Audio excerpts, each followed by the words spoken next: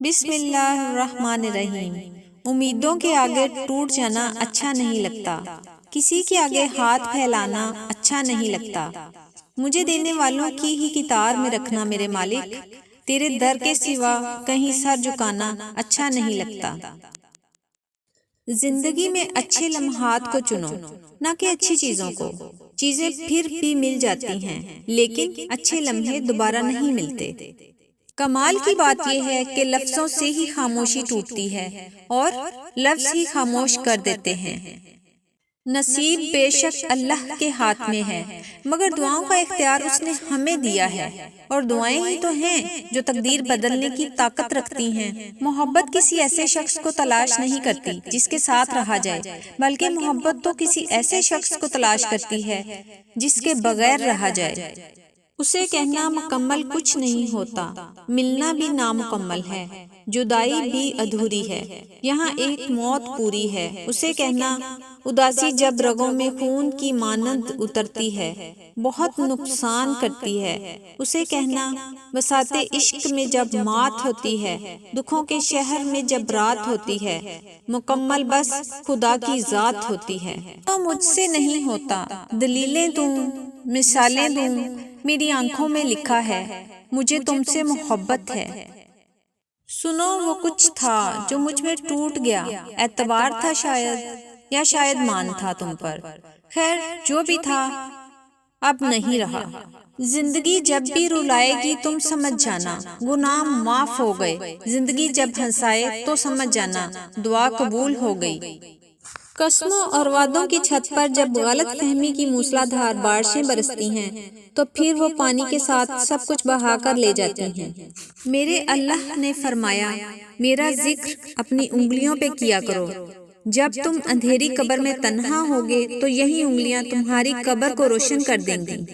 اے اللہ، جب میں نفس کے بہکاوے میں آ کر تاریک راہوں کی مسافر بننے لگوں تو اپنے نور کی روشنی سے مجھے راہ ہدایت عطا فرما، آمین۔ اگر ہم یہ کہنے کی بجائے دیواروں کے بھی کان ہوتے ہیں، یہ کہنا شروع کر دیں فرشتوں کے ہاتھ میں بھی قلم ہے، تو ہمیں لوگوں سے زیادہ اللہ کا خوف ہو جائے گا۔ فاصلے کبھی رشتے الگ نہیں کرتے اور نزدیکیاں کبھی رشتے نہیں بناتی۔ اگر احساس سچے اور پرخلوص ہوں تو رشتے ہمیشہ زندہ رہتے ہیں۔ انسان کا غصہ بھی عجیب ہے، وہ اپنے سے بڑے اور طاقتور کے سامنے تو غصہ کنٹرول کر لیتا ہے، لیکن اپنے سے چھوٹے اور کمزور پر غصہ کرنے میں دیر نہیں کرتا۔ ہم لوگ نیک بننا نہیں، صرف نیک دکھنا اور نیک کہلانا چاہتے ہیں، اور یہ منافقت کا سب سے اعلیٰ درجہ ہے۔ انسان ہمیشہ تکلیف میں ہی سیکھتا ہے، خوشی میں تو پچھلے سبق بھی بھول جاتا ہے۔ اپنی اندھیری قبر کو خود روشن کریں۔ آج زندہ انسان سے کوئی وفا نہیں کرتا، کل مٹی کے ڈھیر کے لیے دعا کون کرے گا؟ نبی کریم صلی اللہ علیہ وآلہ وسلم نے فرمایا، جب ایک جوان انسان توبہ کرتا ہے تو مشرق سے مغرب تک کے قبرستانوں میں سے 40 دن تک عذاب ہٹا لیا جاتا ہے۔ رسول اللہ صلی اللہ علیہ وآلہ وسلم نے فرمایا، یہ پل صراط جہنم کے دونوں کناروں پر رکھا جائے گا، اس پر سادان کے کانٹوں کی طرح کانٹے ہوں گے۔ پھر لوگ اس پر سے گزرنا شروع کریں گے تو بعض لوگ صحیح سلامت گزر جائیں گے، بعض لوگوں کے کچھ اعضاء کٹ کر جہنم میں گر پڑیں گے، پھر نجات پائیں گے۔ بعض لوگ اسی پر اٹکے رہیں گے اور بعض اوندے منہ جہنم میں گریں گے۔ دنیا حاصل کرنا کوئی برائی نہیں، لیکن جب دنیا کو آخرت پر ترجیح دی جائے تو پھر سراسر خسارہ ہی خسارہ ہے۔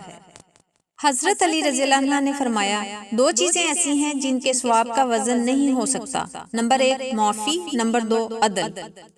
نبی کریم صلی اللہ علیہ وآلہ وسلم نے فرمایا، موت کی آرزو مت کرو، اگر تم نیک ہو تو شاید زیادہ نیکی کر سکو، اور اگر بدکار ہو تو توبہ کر کے اللہ کو راضی کر سکو۔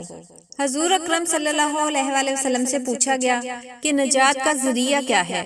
فرمایا، اپنی زبان کو قابو میں رکھو، تمہارا گھر تم کو سمائے رکھے گا، یعنی بلا ضرورت گھر سے نہ نکلو اور اپنی غلطی پر رویا کرو۔ جب کوئی بندہ بیمار ہوتا ہے یا وہ سفر میں جاتا ہے تو اس کے وہ تمام عمل لکھ دیے جاتے ہیں جو وہ حالت قیام اور تندرستی میں کیا کرتا تھا۔ جب تم 3 آدمی ساتھ رہو تو تم میں سے 2 آدمی تیسرے کو اکیلا چھوڑ کر کان میں بات اور سرگوشی نہ کریں، کیونکہ یہ اسے رنج و غم میں مبتلا کر دے گا۔ بعض صحابہ نے کہا کہ کاش ہمیں معلوم ہو جائے کہ سونے اور چاندی کے علاوہ اور کون سا مال بہتر ہے تاکہ ہم اسے جمع کریں۔ تو آپ صلی اللہ علیہ وآلہ وسلم نے فرمایا، اللہ کا ذکر کرنے والی زبان، شکر ادا کرنے والا دل اور مسلمان بیوی جو اپنے شوہر کے ایمان کی مددگار ہو، بہترین مال ہے۔